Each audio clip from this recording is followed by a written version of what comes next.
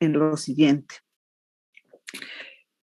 No es raro encontrar quien considere, y de hecho es una impresión que queda únicamente con ver el índice del libro, que es un texto que ofrece demasiada información y la forma en que está estructurada la información, pues nos es muy ajena a las formas redaccionales y de organización de nuestros escritos historiográficos, pues es muy diferente a la que encontramos en Heródoto.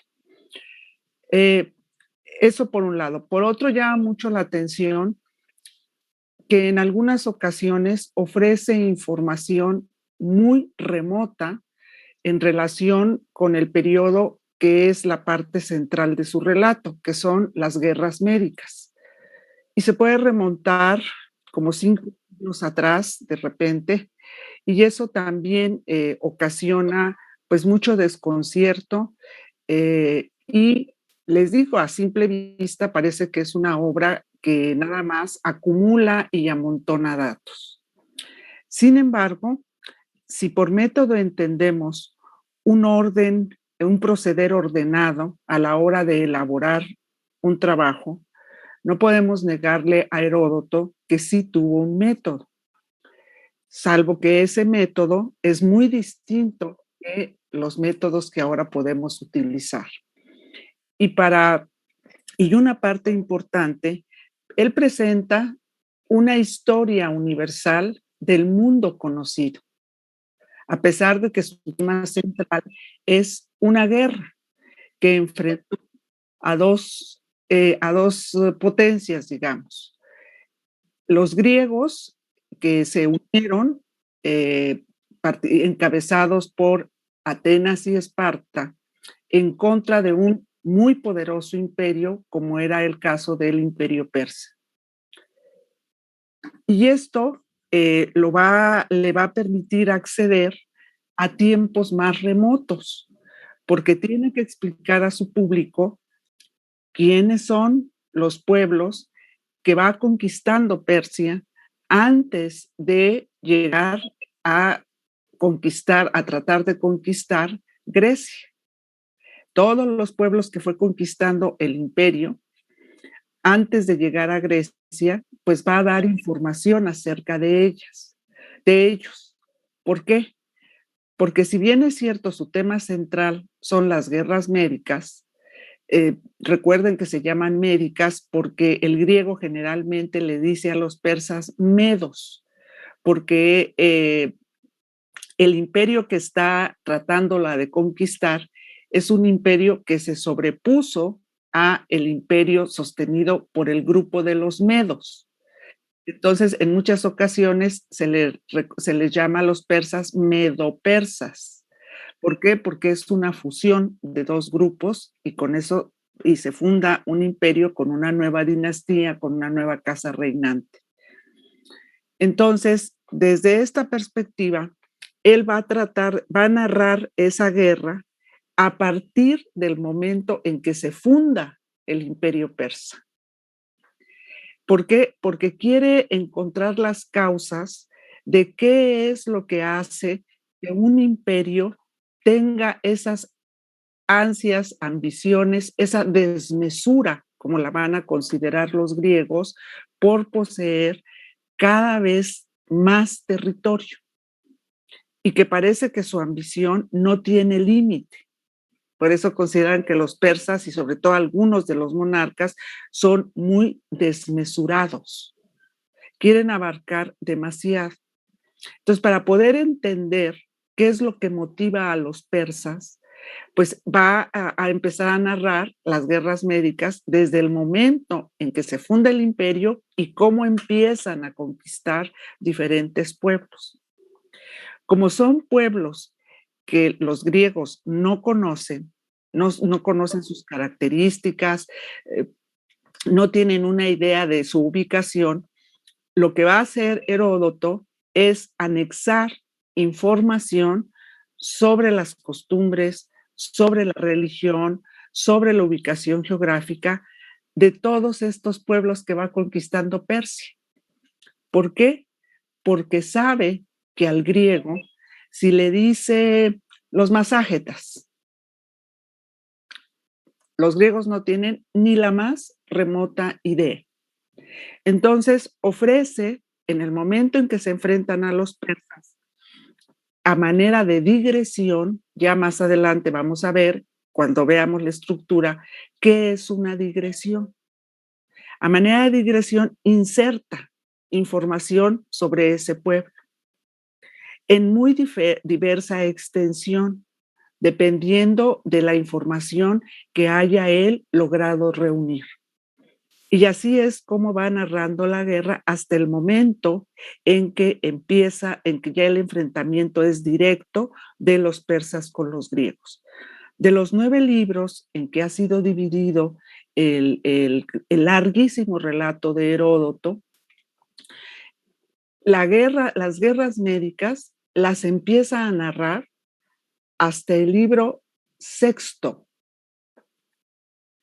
Es decir, todo lo que viene antes es cómo ha ido avanzando Persia hasta llegar al enfrentamiento con los griegos.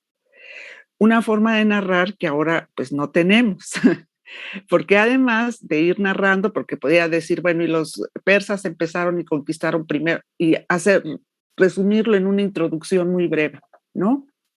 Él le dedica casi la mitad de su obra a narrar ese expansionismo.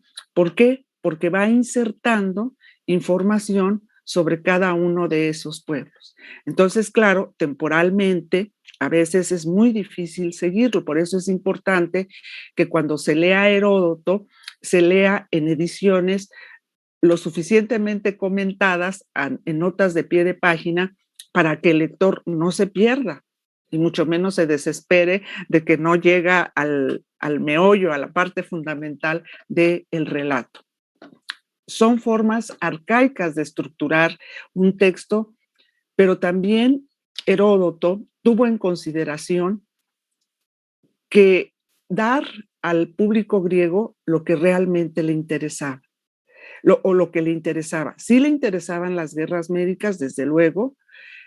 No es una guerra que él viva, es una generación posterior a Heródoto, pero también quiere saber cómo son los otros pueblos, qué características tienen, que más o menos se los ubiquen por dónde están, cómo fue haciendo ese recorrido Persia, y eso es lo que también pesó mucho en la decisión de Heródoto de ofrecernos este larguísimo relato. Y también él va a utilizar, imagínense ustedes la cantidad de información que requería para poder narrar esta extensa historia que va a presentar, para poder ordenar la investigación que él había hecho. Entonces, él va a recopilar información sobre buena parte del mundo conocido y para poder, y va a recopilar información además sobre tiempos muy remotos, particularmente de Egipto, ¿no? Cuando narra cuando narra la expedición persa en Egipto, narra la historia de Egipto también, por eso le dedica un libro completo. Esta importancia, es muy larga la historia que presenta de Egipto, es la más larga en relación con el resto de los pueblos que va conquistando, que van conquistando los persas, pero recuerden que lo hace porque, en primer lugar, los griegos creían que descendían de los egipcios y, en segundo lugar, porque consideraban a los egipcios como uno de al pueblo más culto de toda el área de Libia, como ellos decían, y de alguna manera también de Asia. Entonces, claro que es algo que les interesaba a los griegos conocer y por eso hace el relato tan extenso sobre Egipto. Y las fuentes de información que va a utilizar, pues son aquellas que le van a ayudar a poderse remontar mucho tiempo atrás, pero va a ser muy cuidadoso en cuanto a la posibilidad de verificar la veracidad de esas fuentes. No es que tome de donde sea, sí va a tener muchos medios de investigación, pero va a tratar de que sean fuentes verificables hasta donde sus posibilidades alcancen. Entonces vamos a ver una gran cantidad de fuentes de información que va a utilizar Heródoto y voy a tratar de explicarles cómo es que las utilizó. Por eso, pues es un poco larga esta sección sobre las fuentes, pero creo que es necesaria para que ustedes entiendan una forma distinta de investigación a la que nosotros ahora hacemos y que aparentemente no nos puede servir de nada, pero que para algunos casos, para algunos temas, puede sernos útil. Y también es una forma de ver cómo van trabajando los historiadores a través del tiempo, qué problemas se les van planteando y cómo resuelven sus problemas. Eso también en su formación les ayuda mucho. Ver qué problemas enfrenta el historiador y cómo los resuelve, cómo trató de resolverlos, independientemente de que ahora no estemos de acuerdo con la forma en la forma en los que los resolvió, pero siempre debemos tener presente la época en que está escribiendo el autor y las dificultades que se tendrían para poder acceder a una información tan copiosa como la que va a tener Heródoto en sus manos. Y que sin embargo, finalmente, ya cuando uno va entendiendo de manera paulatina, no crean que de un solo golpe se logra eso, se lleva uno algún tiempecito, ya mejor ni les digo cuánto, pero sí llega uno a entender el orden, el proceder y puede uno confirmar que efectivamente hay un método en Heródoto. Entonces, no sé si fui clara en mi explicación o tienen alguna pregunta. Maestra, por ejemplo, Dígame. en este caso del método de Heródoto, en otra lectura que ya tuvimos en Introducción a la Historia, la doctora Evelia Trejo menciona, bueno, resume, yo creo, micro resume el método en 3 fases, que es viajar para conocer los escenarios donde ocurren los hechos, interrogar a la gente que conoce o que estuvo involucrada en esos y después recopilar información, ¿no? Hacer trabajo historiográfico y finalmente hacer una especie de comunicación o divulgación. ¿Podríamos resumirlo así? Pues sí, pero vamos a ver qué fuentes de información utiliza y también cuáles son los problemas que muchas veces estas fuentes de información le presentan y cómo las resuelve, ¿no? ¿Cómo resuelve? Si viaja en su viaje, ¿por qué viaja? Porque para él la observación, en la época de Heródoto, esto ya se los había señalado, el ver es algo que no engaña, porque se está viendo. Eso lo impulsa a viajar, tener un conocimiento de manera directa. Obviamente no alcanza a ver todo, no va a poder ver todo lo que a él le hubiera gustado ver, no lo puede ver con la tranquilidad, con el tiempo necesario para poder realmente llegar a comprender, no, no, no tiene posibilidades de hacer eso y obviamente esto lo va a obligar a consultar otras fuentes de información. Entonces vamos a ver la gran variedad de fuentes de información que tiene Heródoto y más o menos cómo las va trabajando, cómo las va tomando, cómo llega a desechar algunas, en otros casos pues no, es todo lo que tiene y lo pone porque no pudo certificar la certeza o la veracidad de aquello que le están informando, pero no tiene otra cosa. Entonces lo deja y pues van a ver cómo explica este proceder que tiene Heródoto. Entonces, sí se puede reducir en esos pasos, pero ahora vamos a ver el trabajo que implica el seguir esos pasos, ¿no? Porque así cuando lo dicen, pues sí, efectivamente así es, pero cada paso tiene su grado de dificultad. Y creo que aquí lo que les interesa es ver cómo va enfrentándose a los retos que le ofrece la información que tiene la oportunidad de ir recabando. Qué bueno que ya tienen esa lectura porque les va a ayudar mucho para entender este tema. Gracias por su pregunta. ¿Alguien más?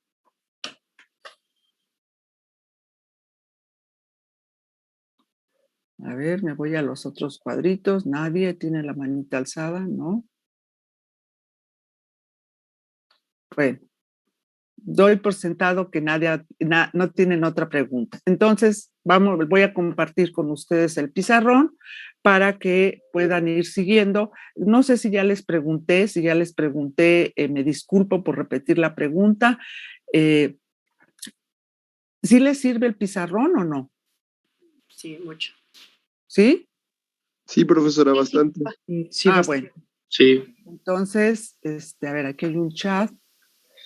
Sí, sin duda, sí, muy útil. Gracias. Entonces, ahí voy con el pizarrón, porque luego digo, ahí les voy a preguntar, a lo mejor yo estoy delirando y no les sirve.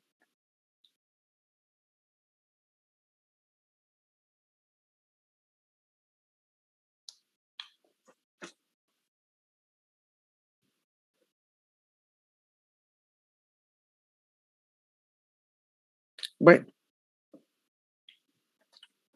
Aquí está, pues prácticamente lo que les acabo de decir.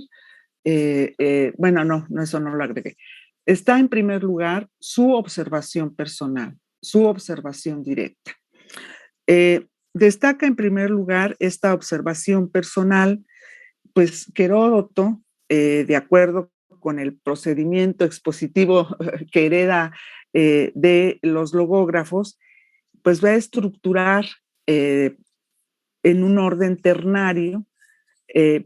Ya esto lo vamos a ver, no se preocupen si ahorita no lo entienden, de acuerdo como lo hacían los logógrafos.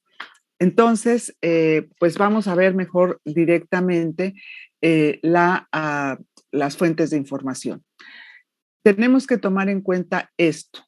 En primer lugar, que no todos sus viajes fueron tranquilos, con tiempo suficiente para conocer todo lo que él hubiera deseado conocer.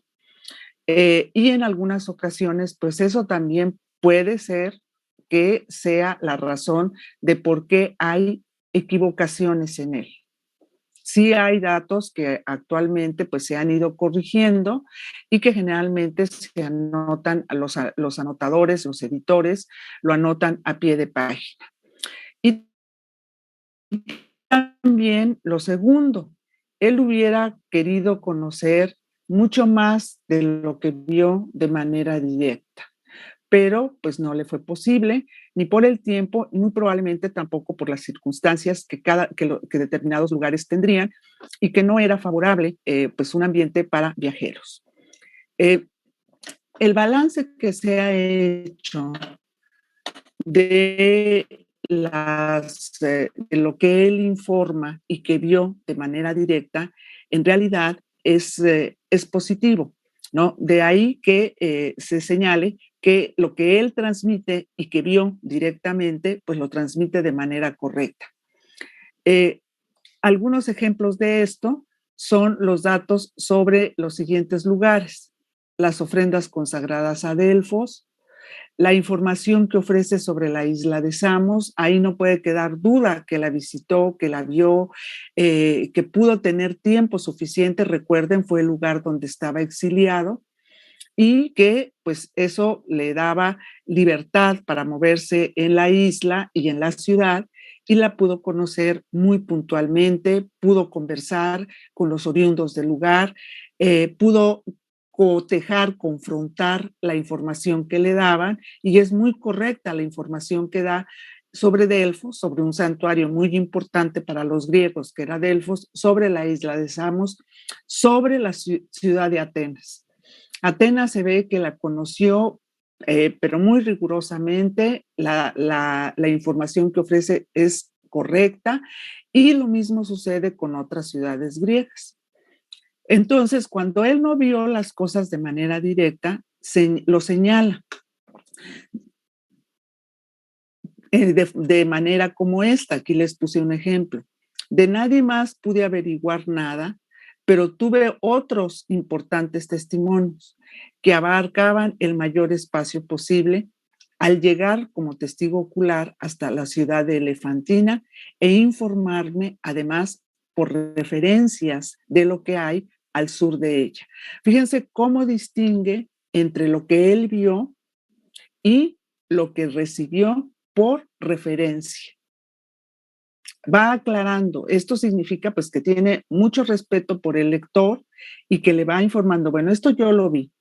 Entonces, como lo vi, así lo transmito.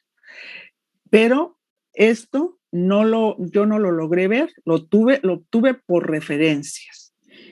Como no tengo con qué cotejar, con qué confrontar esta información, pues como me lo contaron, te lo cuento. Eso lo vamos a ver en algunas otras ocasiones. Se considera que las fuentes orales son las más importantes en la obra de Heródoto, porque son las que usó más. A pesar de que le podemos reconocer en estas fuentes, bueno, no a pesar, pero sí le podemos reconocer en la forma en que utiliza y presenta esas fuentes orales las siguientes características. En primer lugar, que no siempre nos dice el nombre de sus informantes. Entonces, las formas de presentar este medio de comunicación fueron varias, ¿no? Como, por un lado, sí hay casos en que proporciona el nombre del informante. Yo solo les pongo ejemplos, desde luego que hay más. Cuando visite el oráculo de Delfos, nos da los nombres de las sacerdotisas, Proemnia, Timárate y Nicandra. Y no solo eso, sino que las menciona de acuerdo con la edad que tenía. La forma en que menciona su edad es aquí, textualmente lo tomé, la mayor, la siguiente y la más joven. Entonces podemos entender que Proemenia era la mayor, Timárate era la siguiente y la más joven era Nicandra. Esto nos está indicando que las vio, que las conoció y que diré, además de que él mismo dice, ¿no? Me dijeron.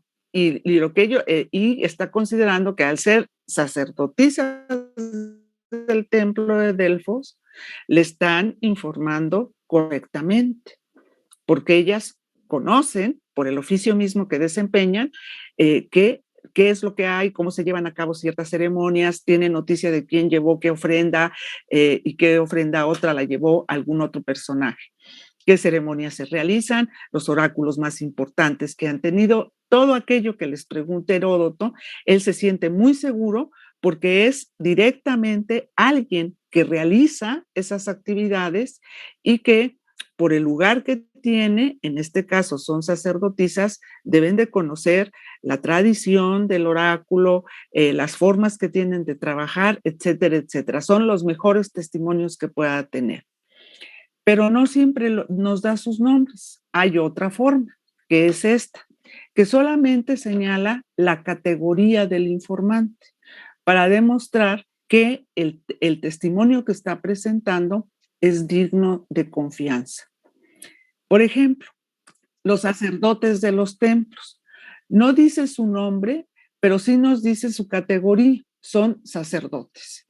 Y como tales, pues me están contando lo fiable. Pero aquí lo importante es que no siempre consideró fiables los datos proporcionados por personas que por su categoría tendrían que ser dignas de crédito. Y aquí hay un ejemplo. El escriba del tesoro de Atenea en Egipto. Más tarde les voy a explicar por qué menciona Atenea en Egipto, cuando en realidad Atenea es una divinidad griega. Pero bueno, esas son las explicaciones a la griega que se llaman, pero más eso lo vamos a ver más adelante. Da el nombre, Nate, y añade, a mí me dio la impresión de que este individuo bromeaba al afirmar que su información era exacta. A él está preguntando respecto de las fuentes de Nilo. Pero fíjense quién le pregunta, al escriba del tesoro de Atenea en Egipto. Pero como es un lugar donde está este escriba, es un lugar cercano al río Nilo, consideró que por la cercanía le podía contestar de manera correcta. Pero él se queda escuchando y le dio esta impresión. Entonces, le está preguntando de dónde surgen las fuentes del Nilo, por qué el Nilo, qué características tiene el Nilo, y él empieza a contar, y él termina de ofrecer la información, pero sí nos aclara que no está seguro de que este informante, aunque es una persona seria y que tenía que conocer o podía conocer al menos lo que él estaba preguntando, pues él dudó, a grado tal que le parecía como una broma que el propio informante le dijera que su información era exacta. Entonces sí va aclarando para que él escucha, porque recuerden que él está escribiendo para la época en que esto se escucha, en que se lee en voz alta, pues se tenga idea o se tome en consideración que eso es, pues que así es como va a trabajar todas sus fuentes. Otra fuente oral es la tradición común, que la menciona de una manera muy indeterminada, es decir, como muy general. ¿Cuándo se está refiriendo a una tradición común? Una tradición común es la que comparte todo un pueblo. Una tradición, hay cómo llegó tal rey al trono. Hay una historia que es aceptada, contada por toda la población. Entonces, esta tradición común, que obviamente no siempre es totalmente fidedigna en todas sus partes, la pregunta es, ¿por qué recoge esta tradición común? Y la recoge porque él sabe que las tradiciones comunes conforman el pensamiento del pueblo y que también es muy importante saber cómo una población o un grupo en conjunto recuerda ciertas partes de su historia. Entonces, ese es el motivo por el cual recoge estas tradiciones comunes, porque cuando uno lo lee, pareciera que está diciendo, ay, pues unos dicen, según los persas, es decir, no está personificando a su informante. Esto nos está indicando que lo que nos va a informar enseguida es algo que es de dominio público, digamos, que es una tradición común. Al decir de los griegos, otra forma de señalar la tradición común es unos dicen, y miren cómo se da cuenta la diferencia. Otros, en cambio, sostienen que.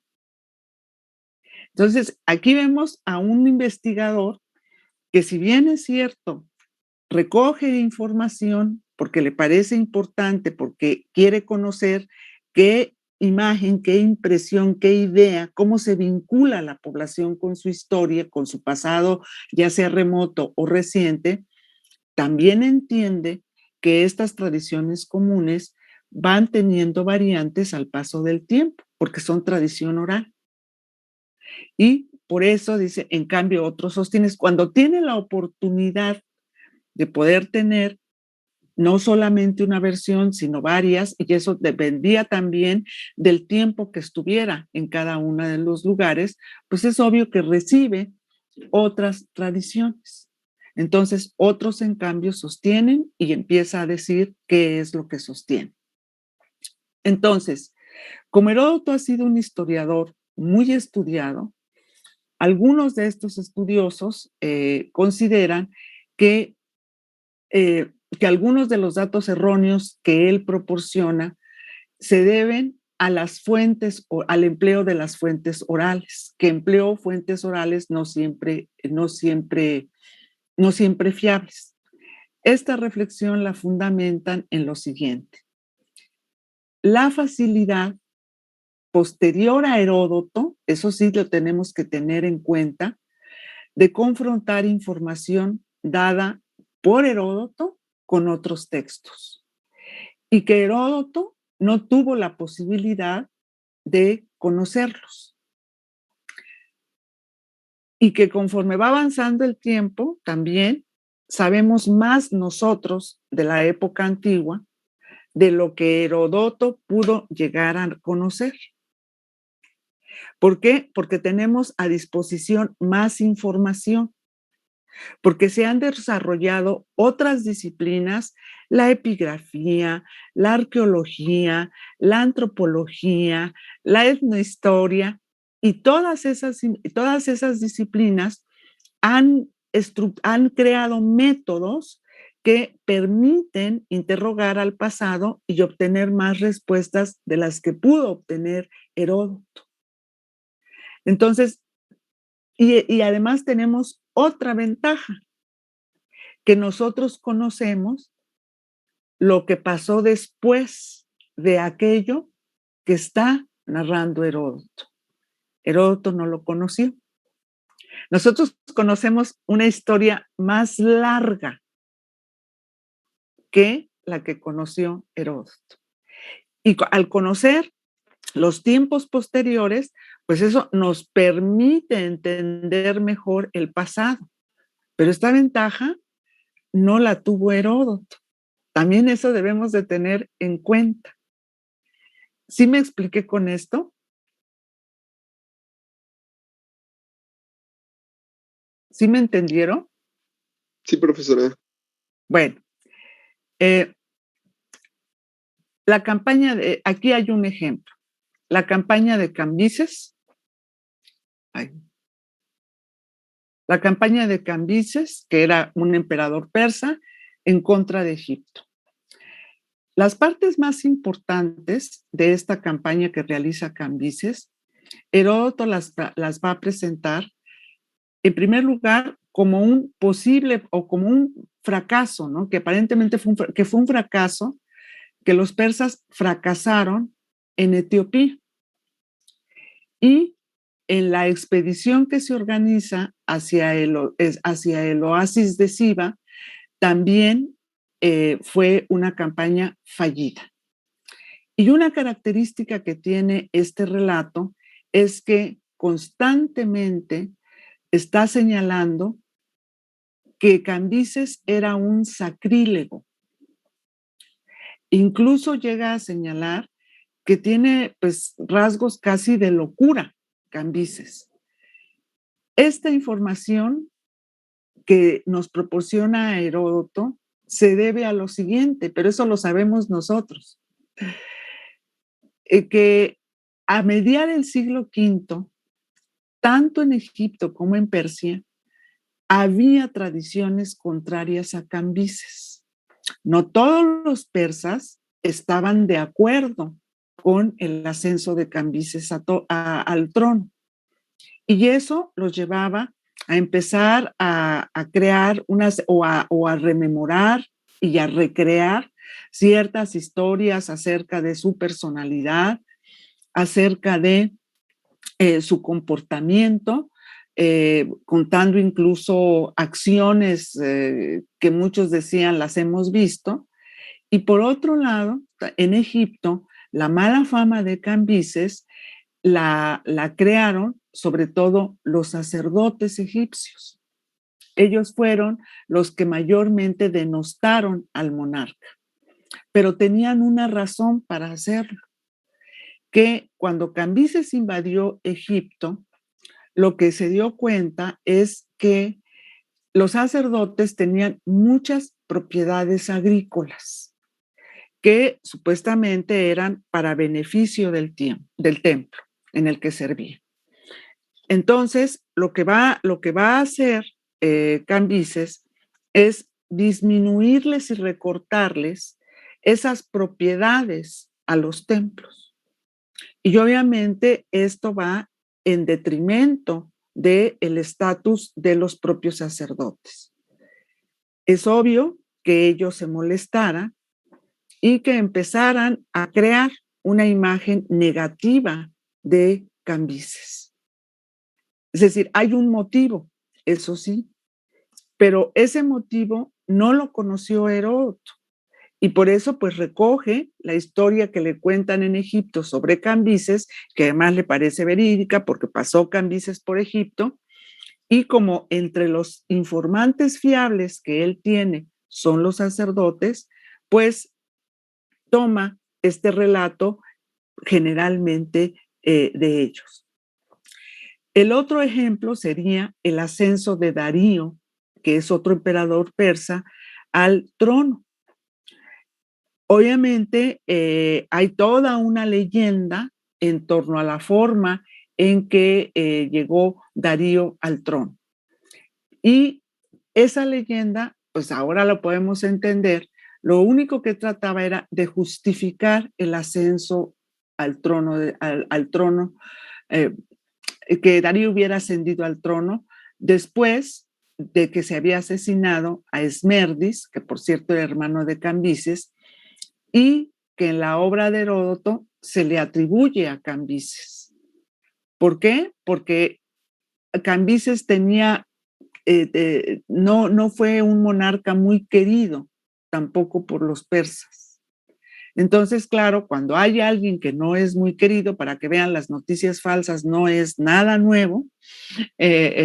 Ahora que nos quejamos tanto de las noticias falsas, pues esto es parte de cómo afectan determinados hechos, determinados personajes a determinados grupos, y al ver afectados sus intereses, pues obviamente lo que hacen es tratar de denostar a aquello o a aquel que afecta sus intereses. Entonces, pues muchas veces Heródoto no tiene la información suficiente para poder refinar y cotejar o al menos plantearlo en el terreno de la duda en el momento, en estos dos ejemplos que les estoy dando, de cómo en el momento en que narra la presencia de Cambises en Egipto y en el momento que narra el ascenso de Darío al trono. Entonces, pero también algo muy importante, Heródoto fue consciente de la parcialidad o de la poca fiabilidad de sus informantes. Lo reconoce en varias partes de su obra. Cuando alguna información no le parece verosímil, subraya que su propósito era poner por escrito como lo que dicen unos y otros. Eso nos está diciendo, yo no pude averiguar más, pero como lo escuché, lo que dicen unos y otros, así es como lo pongo. Ahí nos está indicando que no tiene otra vez con qué cotejar la información que está ofreciendo. En otro caso, realmente ignoro, esto que está aquí es el libro, el fragmento y la parte del fragmento donde aparece esta información. Es la forma, digamos, clásica de mencionar, de ubicar lo que se está mencionando, que es muy diferente a la que tenemos ahora, que es por páginas. Entonces es el libro 2, el fragmento 123, y dentro de esos fragmentos, cuando son muy largos, también se dividen. Es el subfragmento 1, digamos. Por eso aparecen numeritos al lado de las obras clásicas, ¿no? Ven una serie de numeritos. El número que está más oscuro, ese es el que les indica el número de fragmento. Y siempre se empieza por 1, 2, 3, dependiendo de la extensión del fragmento. Y este último aparece en un tono más claro para que el lector distinga. Bueno, fíjense lo que dice aquí. Realmente ignoro si esto es verdad. es sacar pepitas de oro del barro del fondo de un lago. Simplemente consigno lo que me cuentan, aunque todo podría ser, puesto que yo mismo he visto en Zacinto que se hace lo mismo, ¿no? Hasta aquí es la cita textual y esto ya yo lo agregué. Y aquí me comí, perdón, la referencia, no la puse, disculpen. Pero la afirmación más precisa que tiene para que entendamos que Heródoto no era un ingenuote, y por eso les expliqué esta forma de proceder previa, es la que dice, y si yo me veo en la obligación de referir lo que se cuenta, no me siento obligado a creérmelo todo a rajatabla, y que esta afirmación se aplique a la totalidad de mi obra. Pero fíjense hasta dónde lo dice. Hasta el libro séptimo, en el fragmento 152 y dentro de este fragmento en el 3. Es decir, prácticamente ya es el séptimo libro de 9.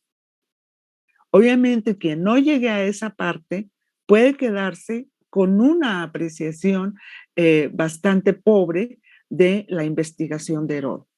Pero creo yo que este es el párrafo, por eso lo puse en negritas, que mejor nos muestra la forma de trabajar de Heródoto, sus fuentes. Dice, y si yo me veo en la obligación de referir lo que se cuenta, pero sí, esa es mi obligación, ofrecer a otros la información que yo recogí, pero no estoy obligado a creérmelo todo. Y fíjense, hasta lo enfatiza, a rajatabla. Y lo hace extensivo a toda su obra. Entonces, pues aquí vemos así contundentemente cómo es plenamente consciente de que en algunos casos, pues no pudo conocer más y que esas cosas tendrán que aclararse, pues más tarde, ahí sí ya no sabemos si él pensaría después hacer algo que pudiera ayudar a subsanar todas estas partes o pues así lo dejaría. Entonces, esta afirmación también nos ayuda a entender por qué, cuando le es posible, presenta versiones distintas sobre un mismo hecho o sobre un mismo personaje. Particularmente, y esto lo hace sobre todo cuando son difíciles de contrastar. ¿Por qué? Porque los dos son solamente anécdotas. No las pudo recoger de alguien en quien él confiara plenamente, y de todos modos, aunque confiara, le quedan sus dudas, ¿no? Pero muchas veces dicen los griegos que, este es un ejemplo muy claro, por ejemplo, al principio, cuando habla del rapto de mujeres, de que si el rapto de mujeres es la causa de una guerra, como señala el poeta Homero. Y él dice, pues, como que será que el rapto de mujeres. Entonces recoge diferentes versiones. Y él duda de que esa sea la verdadera causa de la guerra. Vamos a ver cómo Tucídides, que es posterior a Heródoto, va a diferenciar muy bien entre lo que es una causa y lo que es un pretexto.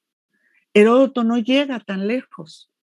Él simple y sencillamente, pues lo único que hace es presentar, cuando los tiene, versiones distintas. Y cuando tiene más de una, las presenta. ¿Para qué? Para consignar las versiones que hay, eso es una, y que se conserven, y que con el tiempo todo eso se pueda ir conociendo mejor a partir de la información que él está presentando, y que pueda dilucidarse finalmente cuál de todas es la veraz, o se cuenten con otros elementos que permitan acercarse más a la verdad.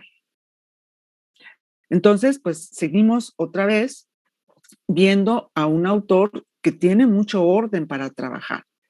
Entonces, en otras ocasiones se decide por alguna de las dos versiones contradictorias que escuchó de sus testigos.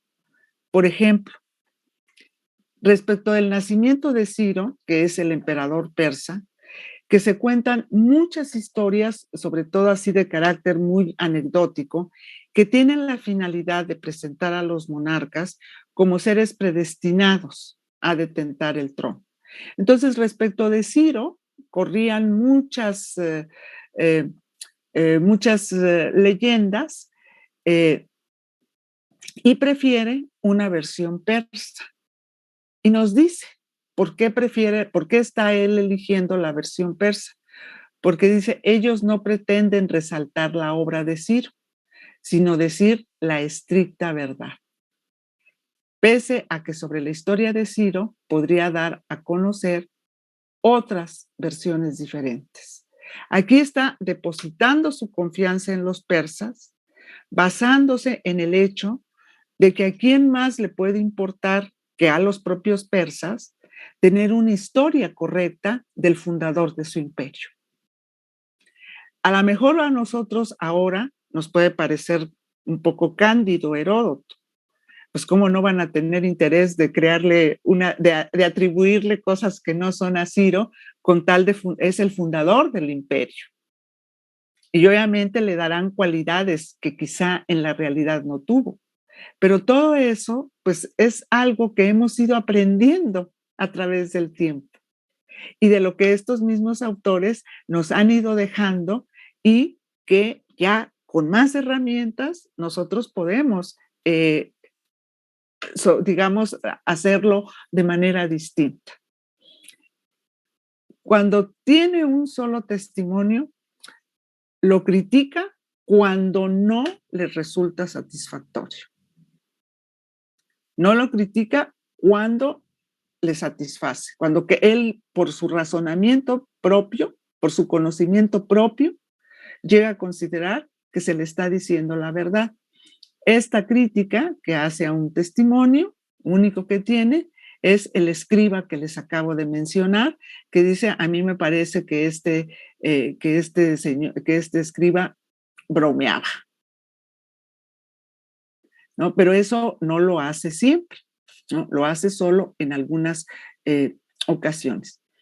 Otro elemento importante en este sentido de las fuentes orales son las características orográficas de los lugares. Esto le permite tener certeza. Y pongo un ejemplo. Nadie sabe hablar con conocimiento de causa lo que hay más allá de los Calvos, que es un pueblo de la parte septentrional de Grecia. Pues elevadas montañas de imposible acceso cortan toda ruta y nadie puede franquearlos. Entonces, pues ahí algo que a nosotros nos puede parecer ridículo, como de que nadie puede franquear las montañas. Bueno, ubiquemos la época de Heródoto. Entonces, ¿quién se va a atrever a correr semejante riesgo de cruzar montañas tan elevadas nada más para conocer a los calvos? No se habían desarrollado tanto los intereses, la curiosidad de los seres humanos. Entonces, por eso dice, nadie puede hablar con conocimiento de causa, nadie los conoce de manera directa porque están en un lugar prácticamente inaccesible. Sabemos que existen. Algunos de ellos pues bajan, logran sobreponerse a esa difícil frontera que tiene, pero no todos, no es el caso de todos. En otros casos va a imponer una cierta objetividad, a pesar de que no tiene información suficiente. Y esta objetividad la va a tratar de imponer por el horizonte geográfico que tiene Heródoto, delimitado que tiene frente en este momento, delimitado por una zona desértica. Entonces, explica esta característica por el clima riguroso. Fíjense cómo explica. Por otra parte, sobre la zona situada al norte del Istro. Recuerden que el Istro es el río Danubio, lleva el nombre del río Danubio ahora. Situada al norte del Istro, ya que la región que nos ocupa, es decir, está hablando de Tracia, nadie puede, ya que de la región que nos ocupa, que es Tracia, que recuerden dónde está Tracia, digamos, es la parte que cierra el mar Egeo, ¿no? Hasta ahí llega el mar Egeo. Nadie puede especificar a ciencia cierta quiénes son los sujetos que la habitan. Sin embargo, parece indudable que las comarcas citas más allá del Istro constituyen un territorio desértico que carece de límites. Ahí va la imaginación, ¿no? Pues no sabemos a ciencia cierta cómo es, pero pues todo parece indicar por la geografía que se alcanza a ver que eso es desértico. Y como no le alcanzan a ver fin, puede hacer esta afirmación. Es un territorio desértico que carece de límites. Nosotros podremos decir qué horizonte geográfico tan limitado tiene sobre la parte occidental de Europa. ¿Sí? Les interesa más el oriente. Es lo que más les interesa ahorita, el oriente. ¿Por qué? Porque de ahí les va a venir la invasión persa. Paulatinamente se irán dando cuenta de que pues, no son zonas desérticas, que están habitadas por varios pueblos. Pero en la época de Heródoto, pues obviamente semejante cosa no sucede. Bueno, esta es en cuanto a las fuentes de información orales. Y ya ahora vamos a pasar a las escritas. Pero antes de continuar, les quiero preguntar, bueno, quiero saber si tienen alguna pregunta de lo que acabo de señalar. Ya lo vi que se está meciendo. No es cierto. A ver, dígame. ¿Tienen alguna pregunta? Sinceramente me perdí un poquito. ¿Podría mencionarme, o sea, como los subtítulos o los tipos de fuentes orales que hay? Ajá. O ¿sí? sea, como... ¿Quieres que te las pase otra vez en la hoja o te las digo? Pues así como usted, no tengo problema. No te... Bueno, las primeras fuentes bueno, entre la diferencia que podemos hacer, o la clasificación, mejor dicho, que podemos hacer de las fuentes orales serían las siguientes.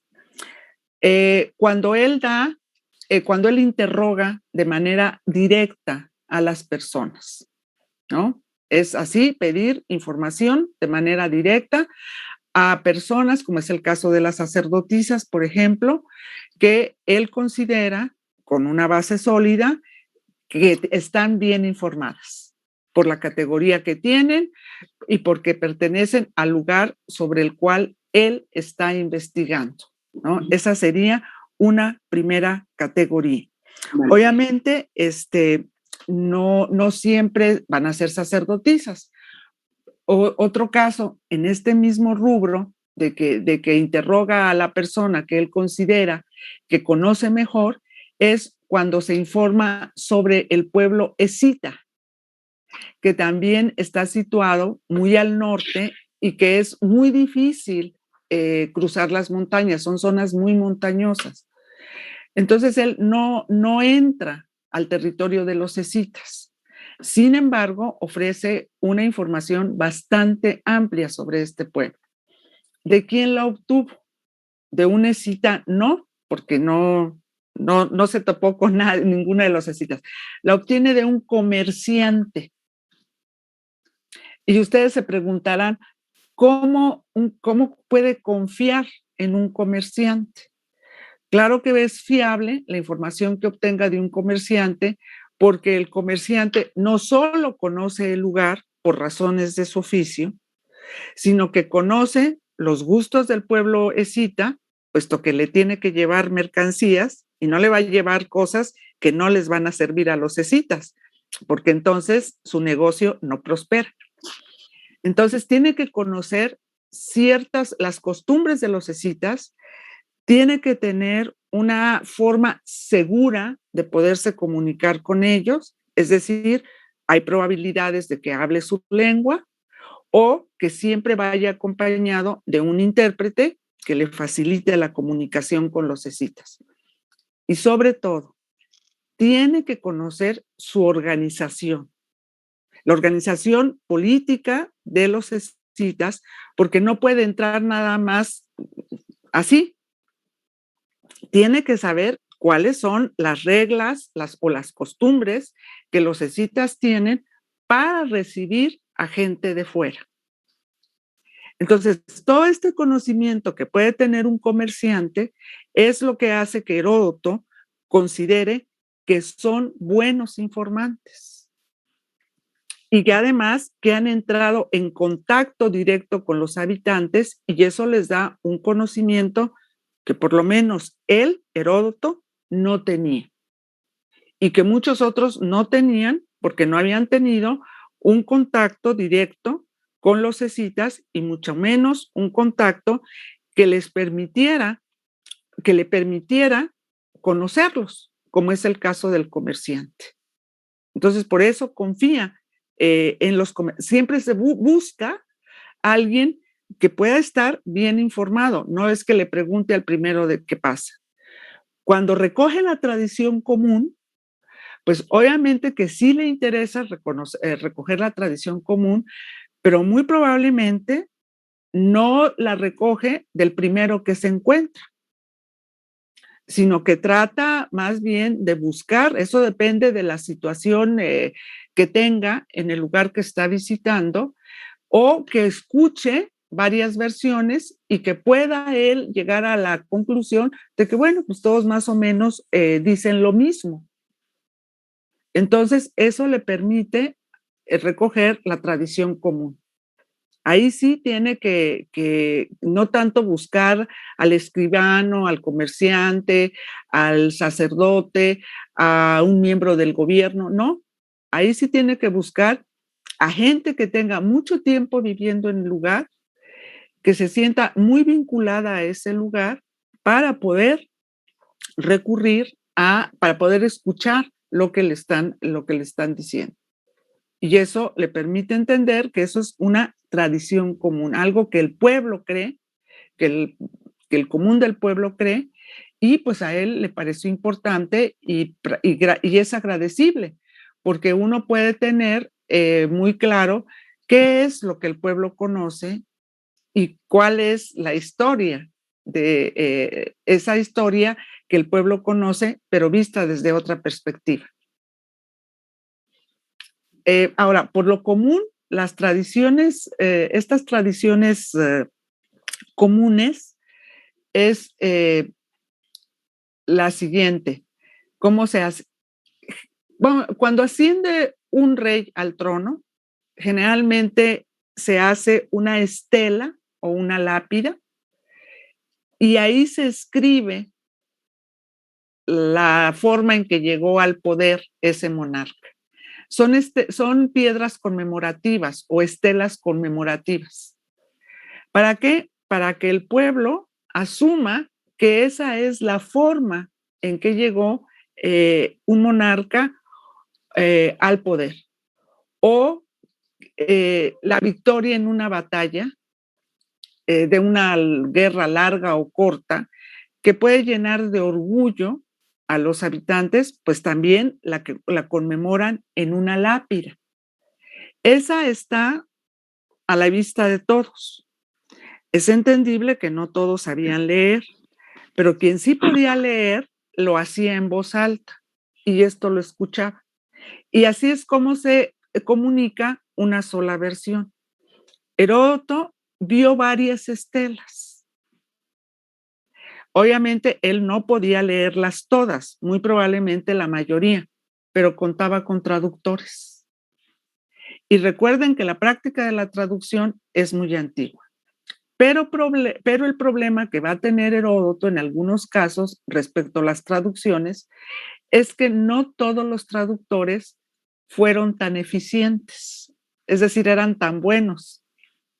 pero muy probablemente no podía conseguir otro, porque hay errores cuando la información se sabe que la tomó de una estela, porque esas estelas ya desafortunadamente cada vez se han perdido más, porque son las estelas que están en el oriente y por las guerras, pues han desaparecido, no han quedado destruidas, o también por saqueo arqueológico, que es una parte de la guerra, ¿no? Que hay saqueo arqueológico y las venden a manos privadas.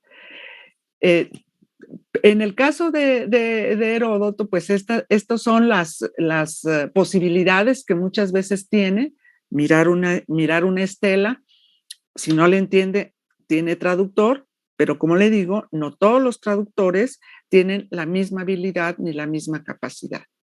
Pero él no tiene otra manera de poder leer la estela, y ahí es donde se le escurren los errores.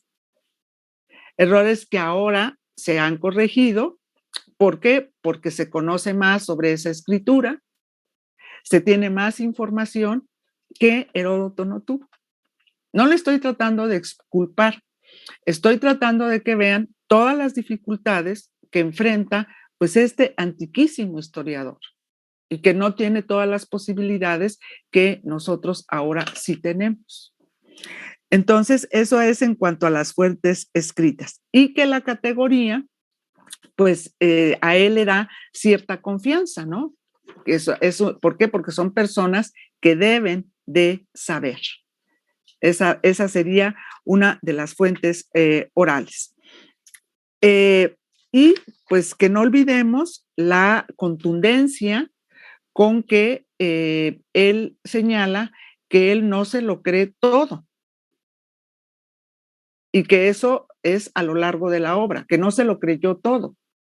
No es que esté depositando ciegamente su confianza en las fuentes orales. Quizá lo que usted quiere, sí, yo creo que sí necesita el pizarrón, le voy a decir por qué, para que vaya viendo las diferentes formas en que obtuvo sus fuentes orales.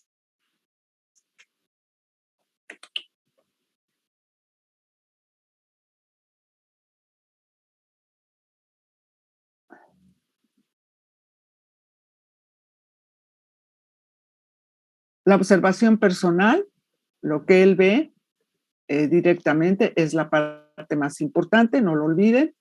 Y después vienen las fuentes orales. Las más importantes, pues, son las más empleadas, ¿no? La gran parte de la obra de Heródoto, eso quise decir con eso, que a lo mejor no quedó muy claro, que la obra de Heródoto fundamentalmente está elaborada a partir de fuentes orales, sobre todo en las partes históricas, cuando narra la historia de los lugares. Muchas de esas informaciones son de carácter oral. Ahora,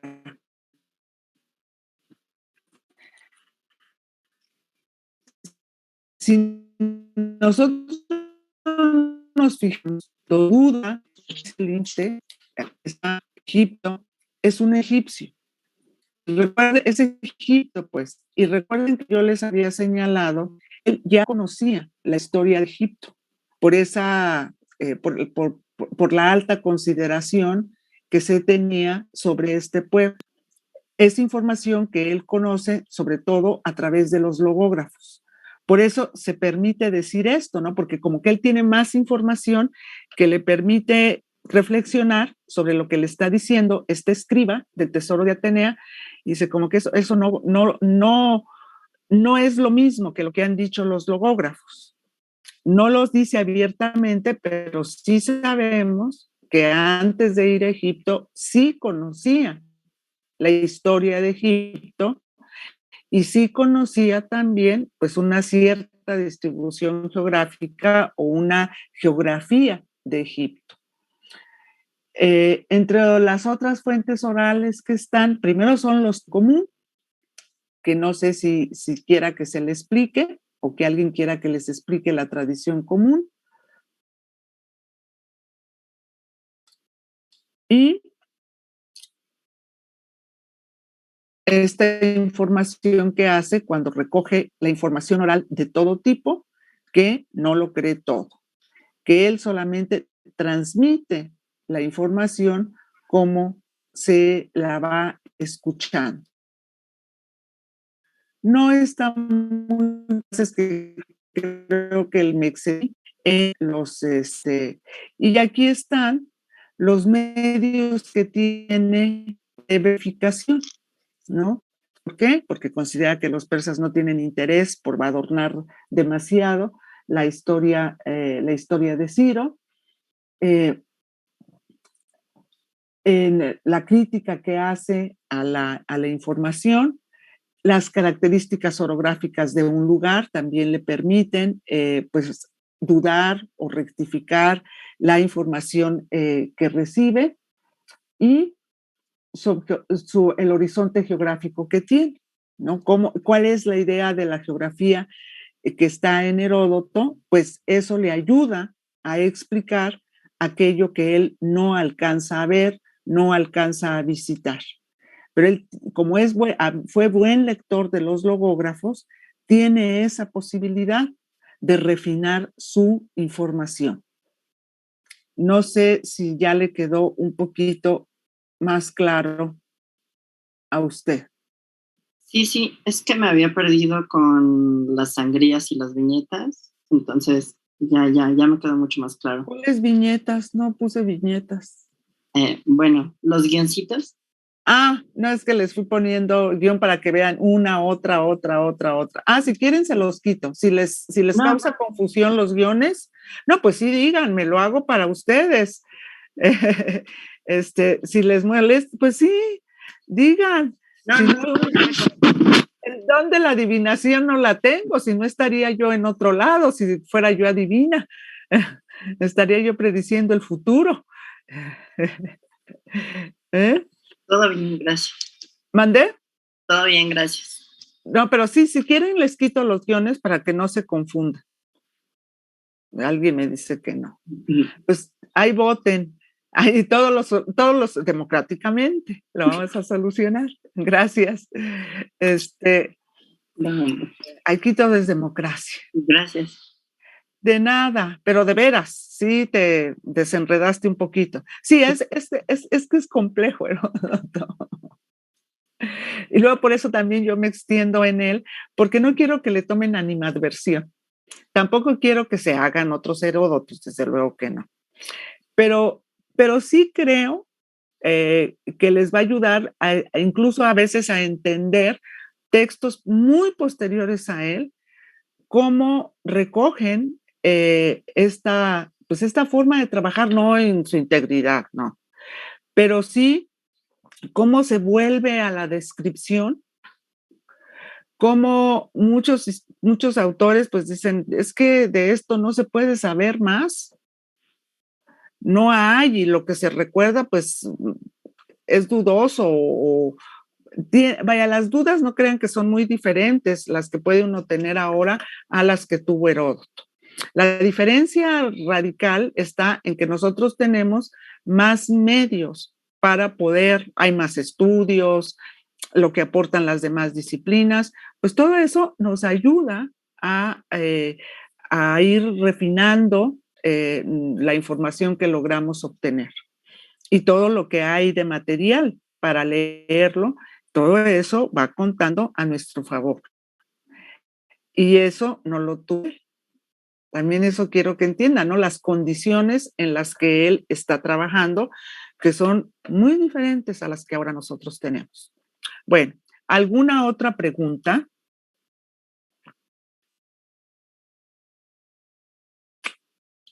Si están callados es porque están dormidos, van a ver. No, profesora, ¿cómo cree? No diga eso. Ay, por sospechosista que soy. No, no es cierto. Fíjense que no soy sospechosista. Y soy muy optimista además. Bueno, voy a volver a compartir la pantalla para las fuentes escritas. esto pues ya nos acercamos a formas más conocidas de trabajar.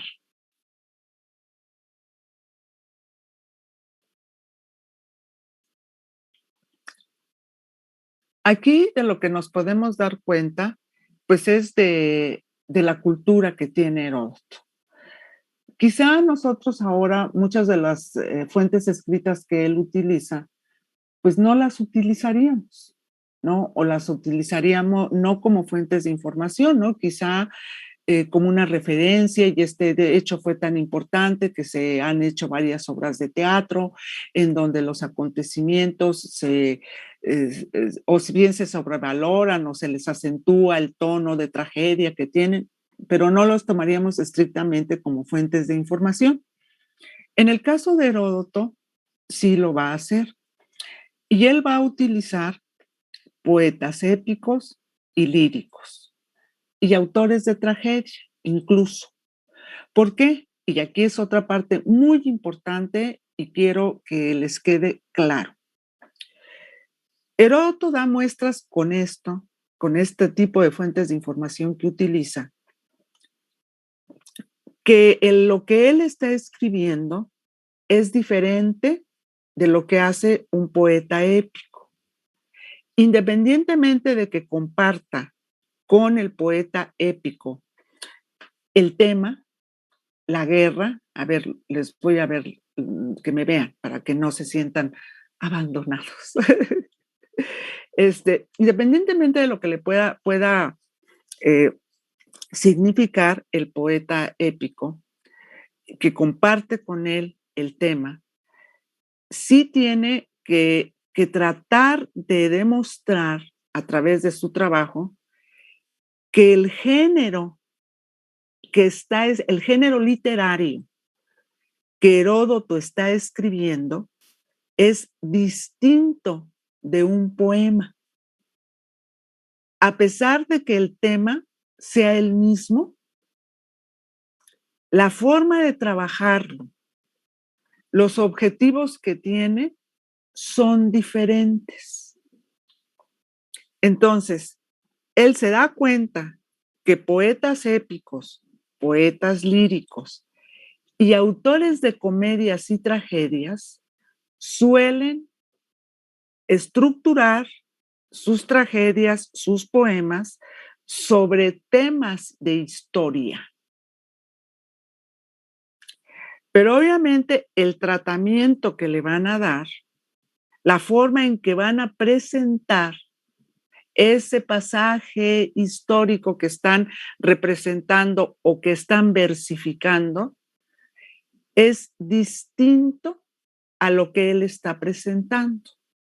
Es decir, Heródoto empieza a marcar los límites entre lo que es una obra histórica o historiográfica, como le diríamos ahora, y una comedia, una tragedia, un poema. Sabe que una crónica local, que una biografía. Independientemente de que haya muchas biografías, independientemente de que él llegue a ocupar o hable de la historia de un lugar en específico, esa no es una crónica local. ¿Por qué? Porque está insertada en una narración más amplia. Entonces, así es como se van delimitando los géneros literarios. Saben que comparten muchas cosas con géneros que ya existen, pero al mismo tiempo hay que empezar a diferenciar. Y esto es también lo que está tratando de hacer Heródoto.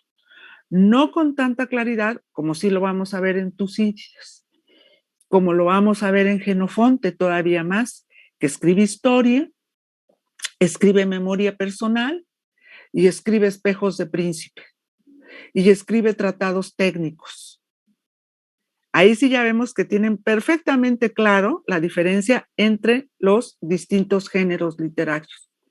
Pero aquí, como algo distinto a lo que puede ofrecer un tragediógrafo, un poeta, pues Heródoto, obviamente ustedes dirán, por el puro volumen lo distingo, ¿sí? Pero resulta que en todo ese enorme volumen hay muchas cosas, hay muchos temas sobre los cuales hay poesía, tanto épica como lírica, hay comedias y hay tragedias.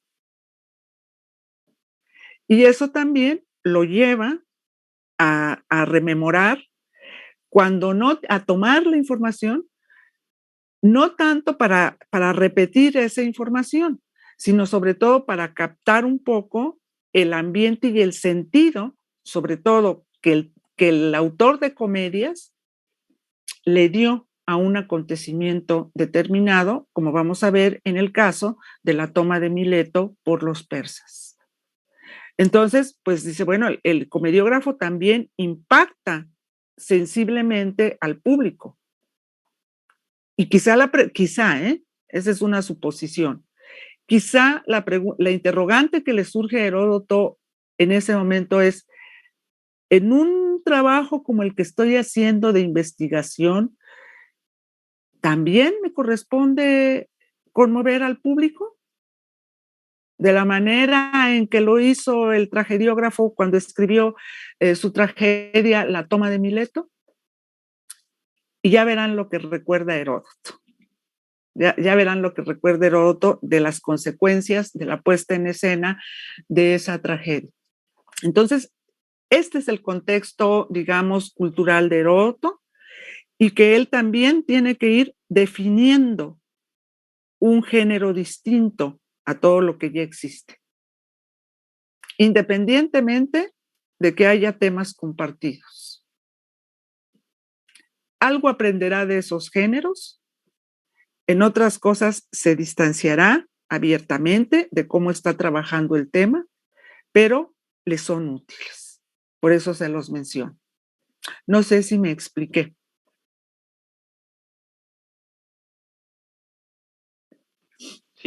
Sí, me van a hacer llorar ahora sí. Me van a hacer llorar. ¿Eh? Sí. Creo que ya están en otro lado. Oigan, apenas es jueves, pero pues todavía les falta un día. Muy bien, te escucho. Esta manita levantada que veo aquí. Yo tengo una duda, ¿cómo hacía para acceder a estas formas escritas? Si bien, como dijo, con las formas orales era fácil, ya que se le acercaba a una persona o veía una estela de estas conmemorativas, ¿cómo lo hacía para las formas escritas? Mira, hay toda una discusión respecto de esto, ¿no? ¿Cómo puede acceder Heródoto a fuentes escritas? En una época en que el número de libros que se reproducen es muy poca, si la comparamos con hoy. Pero no nos olvidemos que él pertenece a una familia acomodada y que entre sus parientes estaba Paniasis. Aunque no sabemos el grado de parentesco que tenía con él, sí se sabe que era un poeta. Y muy probablemente esa puede ser un medio para conocer las obras, digamos, comedias, tragedias, pues sí. El acervo de su propio tío, que pudiera tener, no tienen grandes bibliotecas, son bibliotecas bastante reducidas, los libros se comunican más por vía oral o por vía, o por vía escenográfica en el caso de las comedias y las tragedias, y las reproducciones que se pueden hacer de él son muy pocas, porque se tienen que hacer a mano. Y eso pues es muy caro, porque hay que emplear papel, hay que pagarle a un escribano, y no es que se hagan miles de copias al mismo tiempo, no, se hacen las que se calcule que se pueden distribuir y recuperar lo que se gastó en papel, en tinta, en pagarle a los escribanos. Entonces, son muy reducidas, por eso son pocas sus fuentes orales, sus fuentes escritas. Si ustedes se fijan, son además de géneros que ya son muy apreciados en el mundo griego. Y que por lo tanto, pues eso hace que circulen, y si no circula el guión, por ejemplo, de una tragedia o de una comedia, sí hubo mucha gente que la vio. Y en algunos casos se cree que él asistió a la puesta de escena de algunas tragedias mientras estuvo en Atenas o de algunas comedias. Entonces, él se da cuenta que comparten temas, pero lo que tiene que hacer es distanciarse. Pero eso no le impide poder tomar, cuando no tiene otra fuente de información, de alguna de este tipo, de estos géneros literarios, tomar información. Ustedes van a decir, ay, qué poca seriedad. No, no tiene otro recurso. No tiene otros medios. Es decir, él trata de aprovechar lo que es posible aprovechar con un grado de certeza y de seriedad hasta donde se lo permite su propio conocimiento y el mundo en el que vive. Entonces, pues, aunque vamos a ver un número, ahora, otros, por ejemplo, en el caso de los poetas épicos como Homero, Hesíodo, bueno, Hesíodo no es poeta épico, y eso es parte de la formación de quienes comparten la cultura griega. Así se forman leyendo, memorizando. Esa es otra cosa, memorizan. Como saben que no pueden ver, así como nosotros, tener el libro y poder acceder a él cuantas veces lo consideremos necesario, ellos tienen muy buena memoria. La memoria se desarrolla mucho cuando está uno muy limitada de medios de consignación. Esa es nuestra gran tragedia ahora, que como tenemos muchos medios para guardar información, nuestra memoria empieza a reducirse. Y hay que tener mucho cuidado con eso, no abusar. ¿Qué hacen ustedes cuando quieren un dato rápido?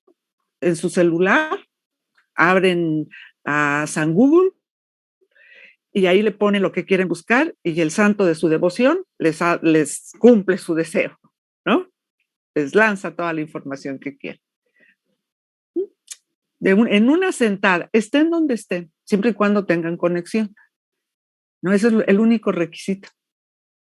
Pero en ese tiempo en que no tienen todos estos recursos e incluso el papel y el estilo no son comunes, pues no les queda más remedio que la memoria.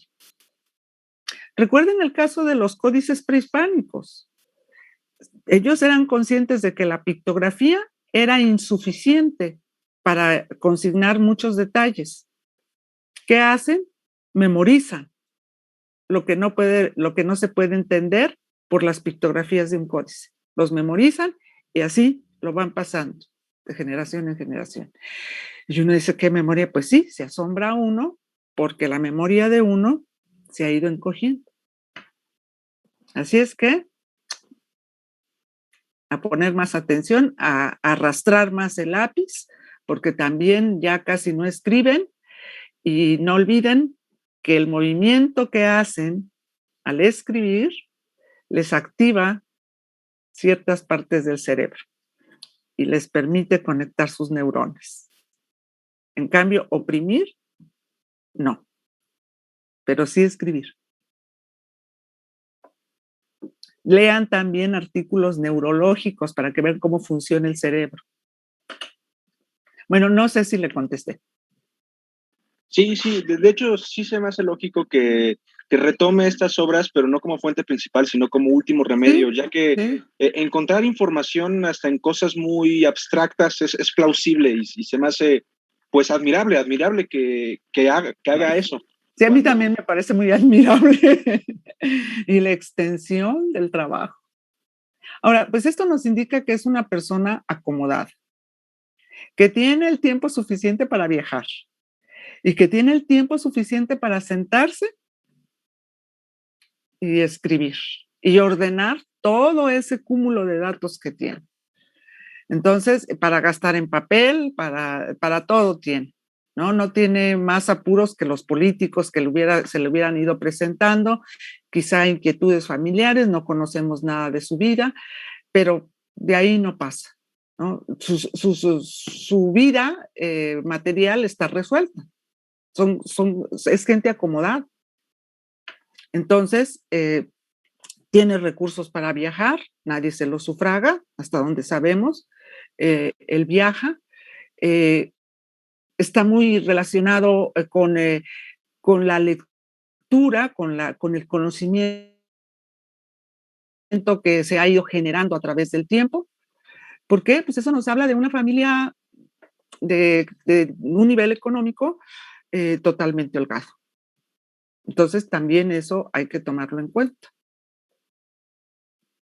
Bueno, ahora las cosas afortunadamente han cambiado. Muy bien, hay 2 manos más, Edgar, a ver, y después Daniel. Yo tengo 2 dudas.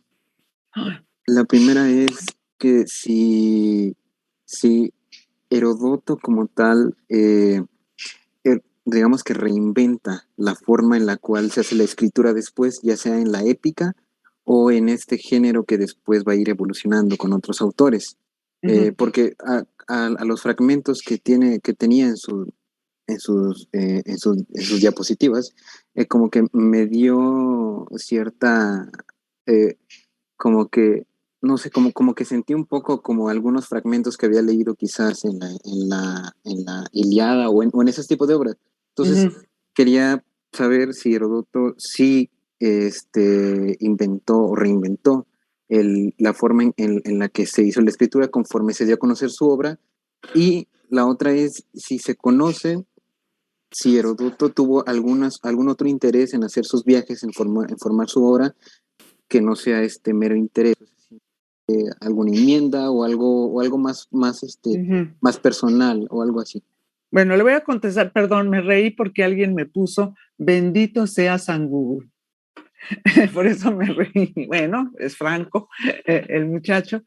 Pero no abusen, muchachos, no abusen. Acuérdense que todo es con medida.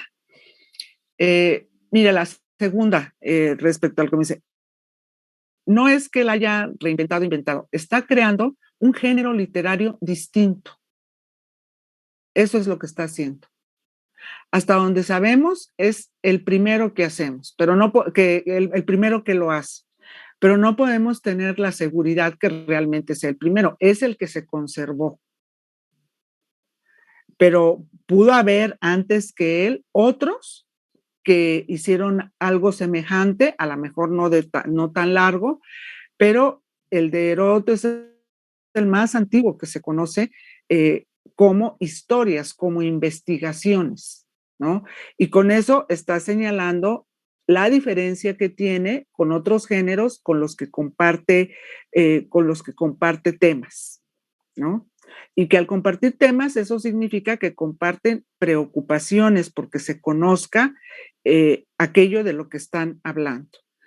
No es que los esté reinventando, no es que esté tratando de señalar en el sentido de ya no lean poesía, ya no lean a Homero, sino decir, hay otra forma también de consignar el acontecer humano.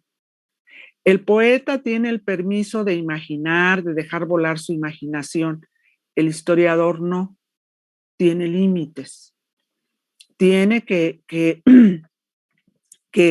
someterse a la mayor veracidad que le sea posible y que sea capaz.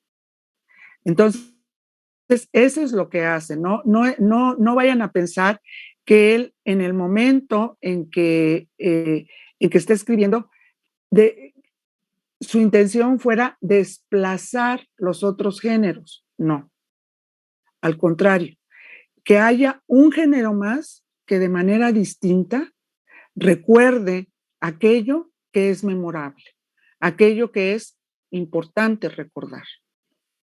Eso es lo que está haciendo. No sé si a eso se refería su pregunta y si le contesté. Edgar.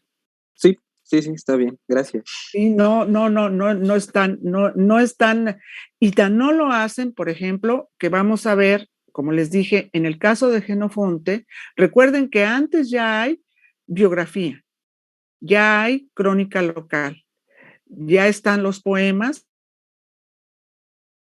de muy diversa índole, los escritos muy fragmentados que conocemos de los filósofos de la fisis.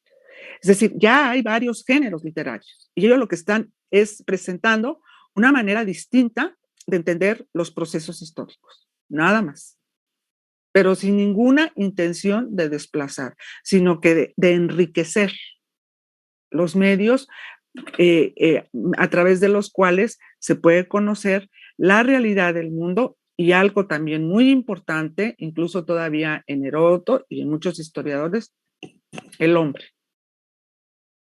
¿Qué es lo que hace el hombre? ¿Cómo, digamos, el hombre, hablando de género humano en conjunto, ¿a qué se atiene el hombre? ¿Qué espera el hombre? Eso es muy importante. Y eso, en el caso de Heródoto, lo aprende de la tragedia y de la comedia. Esta impotencia del ser humano ante las divinidades.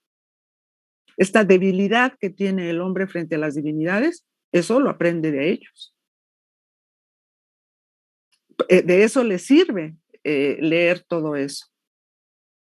Entonces, pues es un momento interesante en que se están definiendo más géneros, en que están apareciendo más géneros literarios, con todas las características, con esta idea de que comparten, a sabiendas de que comparten temas, pero que pueden ser presentados estos mismos temas de manera distinta, más larga, más comprensiva, que no vea, que no sepa, por ejemplo, la comedia, la tragedia, La toma de Mileto.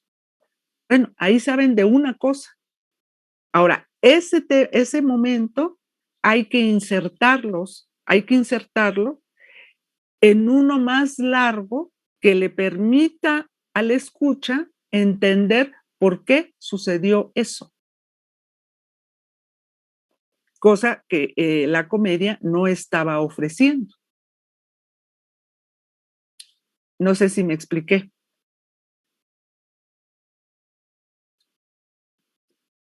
Susana, ¿dónde anda Edgar? Ya lo perdí. Bueno, donde estés, Edgar. Sí, está bien. Gracias. ¿Sí? Bueno, aquí hay otras dos manitas levantadas, Daniel y Susana. Susana, ¿quieres preguntar algo? Hay una manita. Parece que Daniel levantó la mano primero. No sé si quiere participar antes. ¿Y se quedó la manita? ¿No es tuya? Yo quería preguntar una cosa. ¿Mandé? Yo nada más quería preguntar una cosa. A ver, Daniel, dígame, lo escucho. Yo quería saber si en la época de Heródoto los que estudiaban historia recibían alguna remuneración o solo lo hacían por... Mire, según una tradición, en el caso de Heródoto particularmente, no confirmada, no se ha encontrado información que lo permita confirmar.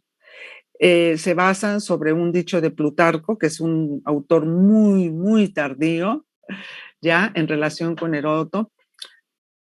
La forma de comunicar este tipo de trabajos era oral, leerla a un público interesado. Y obviamente la obra de Heródoto es muy larga.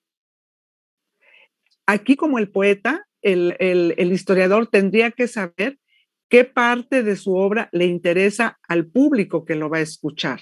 No es que empiece a narrar, que empiece a leer, si es que lo hizo Heródoto, que haya hecho lecturas públicas, no es que lo hubiera presentado todo, no.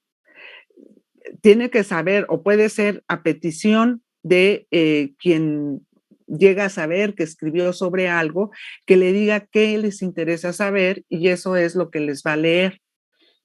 Y de acuerdo con algunas informaciones es que una vez concluida la lectura, se le daba pues una especie de entre agradecimiento por leer la obra, nada más. En el caso de Heródoto, no lo sabemos. No hay un registro que diga que hizo una lectura pública, que lo leyó, que le pagaron. No. Y lamentablemente Plutarco no señala de dónde tomó la información. Y lo está diciendo en un contexto de crítica a Heródoto, ¿no? Porque lo acusa de malevolente, de malévolo. De hecho, así se llama.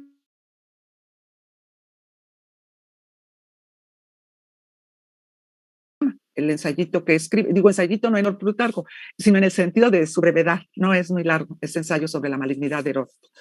Entonces, así es como trabaja, ¿no? Por eso, algo que pues tenemos que tomar en cuenta, que todos los que se dedicaban a la historia, pues es gente que tiene posibilidades económicas, que sus fuentes de ingreso provienen tienen otro origen, pero no su profesión. No sé si eso era lo que quería preguntar. Sí, justo era eso. Sí, no pueden. Y muchas eso nos explica por qué todos estos autores, pues, pueden viajar, como el caso de Heródoto, que puede moverse tranquilamente. ¿Por qué? Pues porque tiene recursos para hacerlo. Tenía recursos para hacerlo. Tucídides también.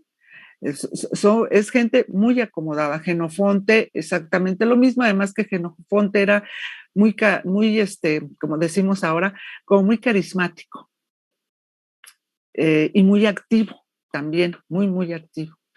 Y eso pues también le atraía amistades que lo apoyaban, realizaba acciones así que lo podían recompensar regalándole una finca, por ejemplo. Ya él nada más tenía el trabajo de administrar su finca. Y ya en Polibio, pues era también un hombre acomodado, miembro de la clase gobernante de Arcadia, y luego va a vivir a casa de una de las familias más famosas de Roma, que es la familia de los Escipión. Sí, en calidad de rehén, pero al fin y al cabo está con los Escipión, que reconocen que es un hombre inteligente y que es alguien útil. Entonces, pues, no hay mucho problema, no tienen mucho problema en la parte económica los historiadores. Así era la situación. Qué bueno que ya no, porque pues, por lo pronto yo no podría estar aquí. ¿No? Qué bueno que ya las cosas cambiaron. ¿Sí? Más o menos le aclaré la duda. ¿O no? Sí, muchas gracias. ¿Algo más? No, está bien. Era la única que tenía ahorita. Susana, no eres tú la de la pregunta, ¿verdad? Sí, solo que antes iba Daniel y por eso... Ah, perdón, entendí mal. Te escucho, disculpa. Bueno, mi pregunta era que ayer mencionó que Heródoto, es una pregunta muy puntual, solo para... No hay preguntas tontas. Ayer mencionó que Heródoto había usado Antígona para, pues sí, como para escribir como una fuente, pero solo quería preguntar esto, o sea, si la utilizó y qué otras fuentes o qué otras tragedias.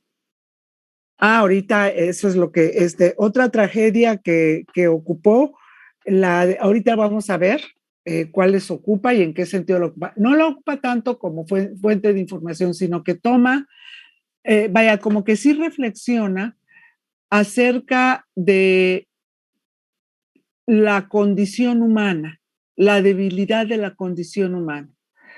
Recuerde, la tragedia de Antígona pues se debate en una decisión tan muy difícil y esto se ve reflejado cuando está hablando de Persia y esta mujer que tiene que elegir a quién salvarle la vida, si a su marido, a su hijo o a su hermano.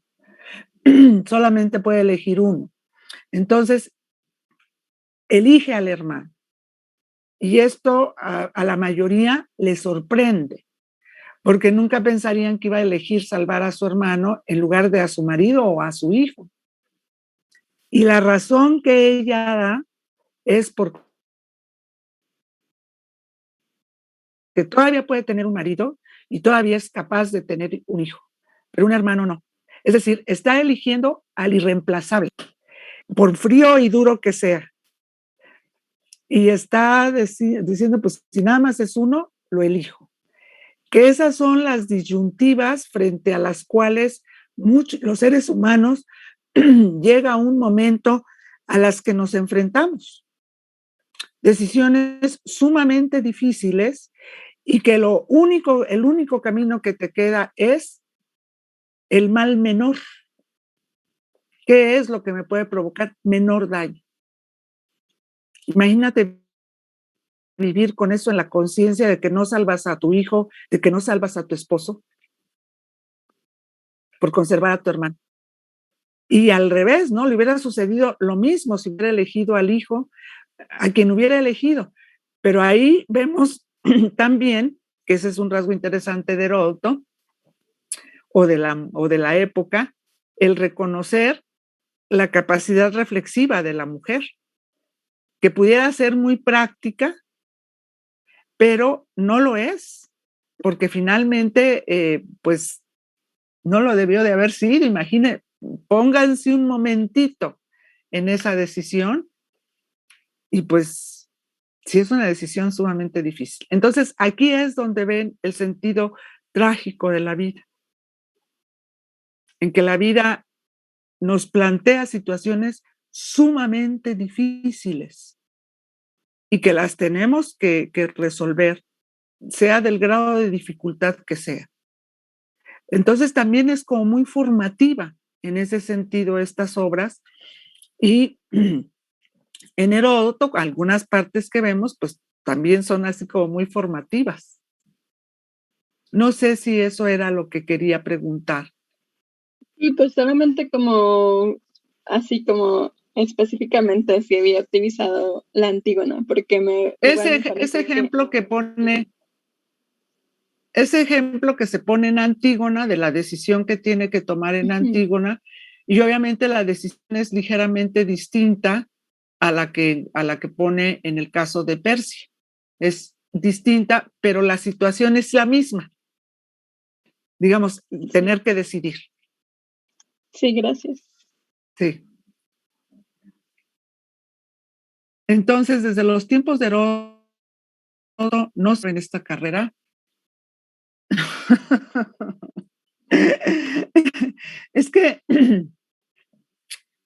algo que deben ustedes, y sobre todo en esta carrera, tener en cuenta es que los tiempos cambian mucho, ¿no? Les voy a recordar una parte de un poema de Lucrecio que dice: el mundo que vieron mis padres no es el mismo que veré yo, ni será el mismo que verán mis hijos. Haciendo alusión precisamente a que las cosas cambian. No se puede, digamos, alguien esperar, para la pregunta que me hacen en el chat, si alguien quería vivir solamente de escribir historia, pues era una cosa extremadamente complicada. Tendría que tener otro medio que le permitiera satisfacer sus necesidades básicas, aunque sea, pero generalmente quien tiene esta condición de que no tiene recursos suficientes, también le falta otra cosa importante. No tiene una educación tan esmerada como sí la tiene el que posee recursos. Y para este tipo de trabajos, como ustedes lo pudieron ver, pues se necesita tener una formación muy sólida. Por eso les hablé de la biografía de Heródoto, el entorno en que él más o menos crece, hasta donde nos ha sido posible averiguar, que es pues un entorno de gente culta, de gente preparada, y esta posibilidad solamente la tenían las clases acomodadas. Conforme va pasando el tiempo, todavía, por ejemplo, en el caso de San Agustín,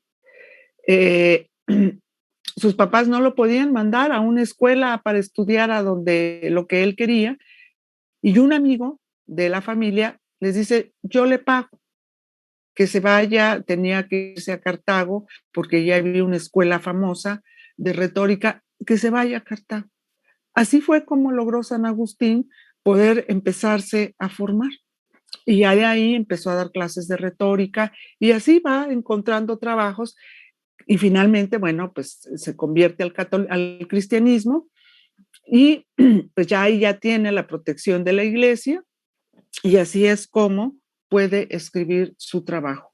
Pero las condiciones de vida son diferentes, la situación del historiador obviamente también es diferente. No se ganaba, esa es nuestra preocupación, ¿no? En una sociedad muy monetarizada que tenemos, pues esta es nuestra preocupación. Quizá lo primero que hayan escuchado ustedes cuando dijeron que iban a estudiar historia, les dijeron que se iban a morir de hambre. Pues no, hay mucho.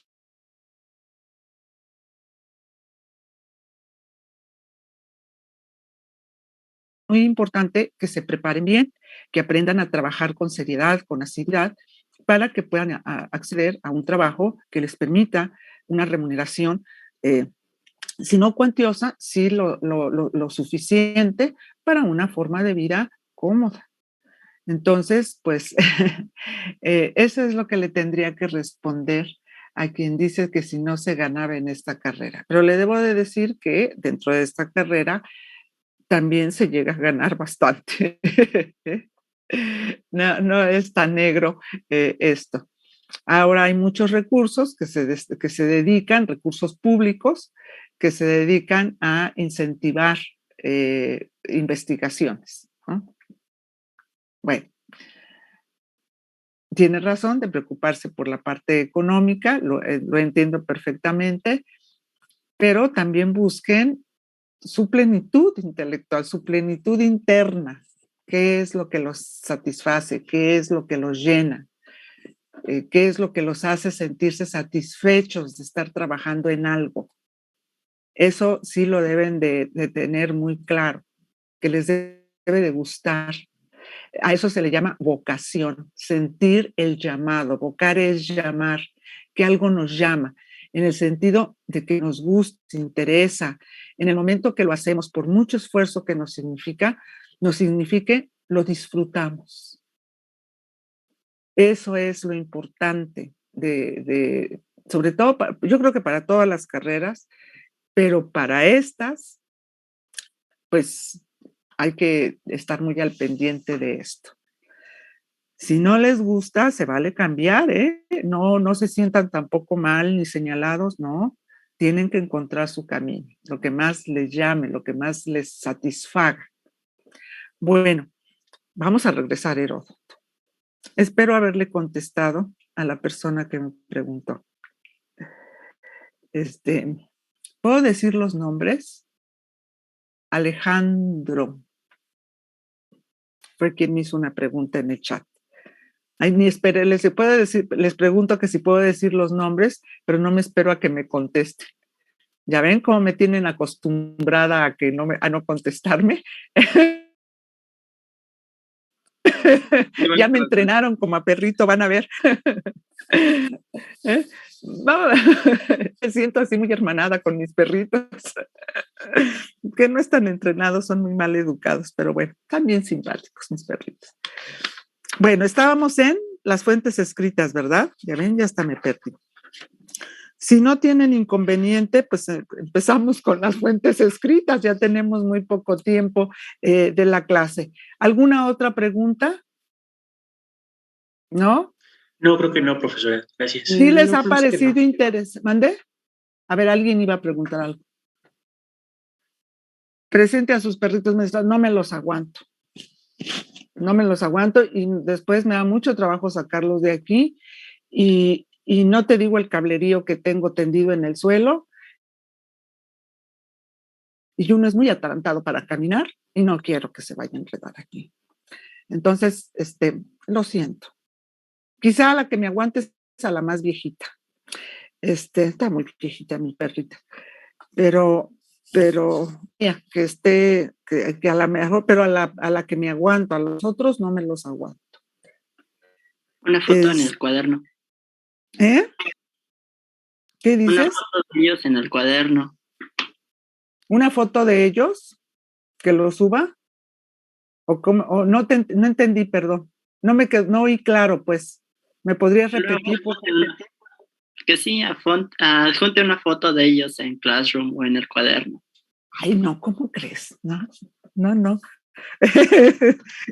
Tan bonitos mis perritos, pero tomen en cuenta que pues los queremos aquí mucho. Entonces siempre ve uno, así como como de papás ve uno bonito a los hijos, pues de esa misma manera ve uno bonito a los perritos.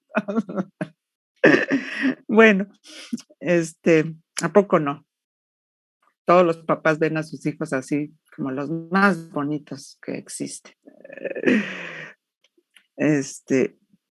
Las fuentes escritas. Lo primero que tenemos que tomar en cuenta es que para el siglo V antes de Cristo, que es la época en que vive Heródoto, no abundaban las fuentes escritas sobre Grecia, particularmente. Y las que existían eran procedentes de los siglos anteriores. Y era muy difícil interpretarlas. No era nada fácil interpretar esas fuentes antiguas por la forma en que estaban escritas, porque son lenguajes que van evolucionando mucho, que van cambiando mucho. Entonces, así como ahora a ustedes, por ejemplo, les puede dar trabajo leer a Bernal Díaz del Castillo, que está escrito en español, o leer a algún autor del siglo XVI, para ellos el grado de dificultad era mayor, porque se van anexando términos de otros lugares, de otros dialectos o de otras lenguas. Eso, si bien es cierto, enriquece una lengua, pero con el tiempo, pero en el momento en que estos añadidos o estas anexiones se van haciendo, eso sí dificulta mucho leerlo, porque todavía no se tiene mucha pericia, no se dominan todos esos adherentes que se le han ido agregando a una lengua determinada. Entonces, ese es el grado de dificultad que se tiene. Ahora, pues nosotros contamos con muchísimos recursos, el diccionario, tenemos traductores automáticos, etcétera, etcétera. Ellos no tienen absolutamente nada de eso. Dependen de su propia capacidad para poder interpretar, para poder entender, ellos mismos conocer algunos otros dialectos que les ayuden a ir dándole sentido. El caso de Tucídides dicen que es muy que está muy otra vez en transición y se le están agregando aticismos, jonismos, etcétera. Y luego tiene formas de expresión muy complicados, ¿no? Para decir izquierda, por ejemplo, dice algo así como, y el cuerno que se dirige, y uno dice, ¿el cuerno? Yo nunca he entendido por qué decían así del lado izquierdo, pero bueno, y eso es lo que dificulta que se puedan acercar a las fuentes escritas. Heródoto, a pesar de esta dificultad, sí va a echar mano de algunas fuentes escritas. Y también, pues las más, quizá va a echar mano de aquello que es a lo que es más fácil acceder, pero no solamente por su facilidad, sino porque se da cuenta que comparten los mismos temas. Y por eso son los poetas, son los poemas, son los poetas y son los escritores de comedia y de tragedia, ¿no? Y desde luego, ya se habían escrito varias crónicas locales. Y es muy probable que él haya consultado o haya podido tener la oportunidad de mirar o de tener entre manos alguna crónica local y que a partir de ella ofrezca información, sobre todo sobre ciertas ciudades de la península de los Balcanes. Pero no son así abundantes las fuentes de información como las que tenemos ahora. De hecho, la mayor parte de la obra de Heródoto se nutre de oralidad. Y otra parte, más breve, pero no ausente en la obra de Heródoto, son las fuentes escritas. Y así como la gran obra de historia tras de él, pues no se ve, por eso Por eso a él se le considera el padre de la historia, que es un título o un título que le dieron ya muy tarde. Cicerón es el que dice que Heródoto es el padre de la historia. ¿Por qué? Porque Cicerón era el historiador más antiguo que conocía. Y para nosotros sigue siendo igual, nos guste o no, porque hay mucha gente que no le gusta, pero no conocemos a otro más antiguo. Los lleva a CEU cuando haya clases presenciales, ¿no? Son 5 y nosotros los llevamos a pasear. Somos más de 30. Tengo 2 chiquitos que no sabes, son canela fina. Nos están dejando sin zapatos, sin calcetines, ya. Otro día platicamos de eso. Entonces, están bien simpáticos esos.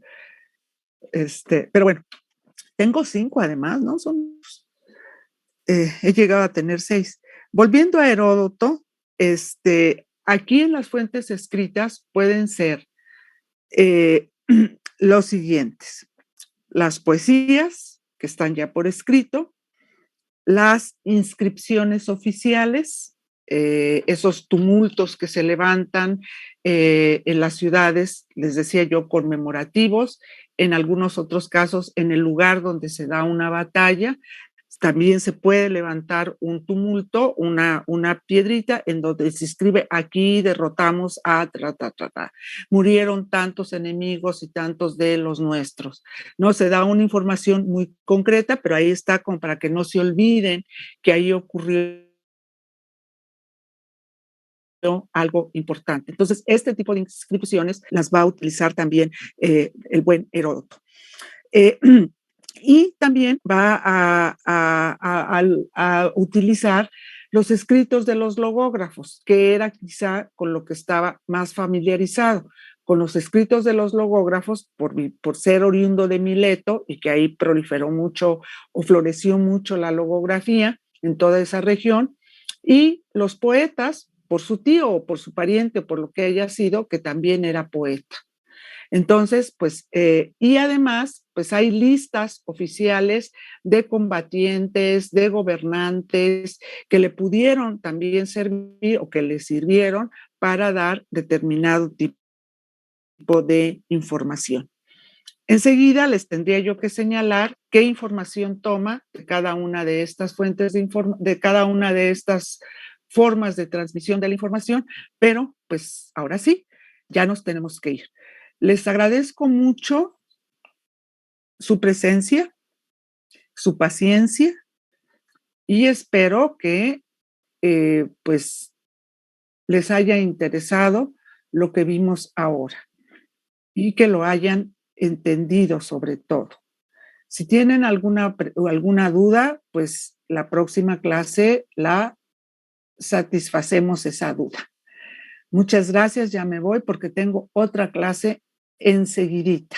Entonces me voy rapidito para entrar a la otra. Gracias, descansen. Muchas gracias. Gracias, profesora. Cuídense mucho. Hasta luego. Gracias, profesora. Hasta luego.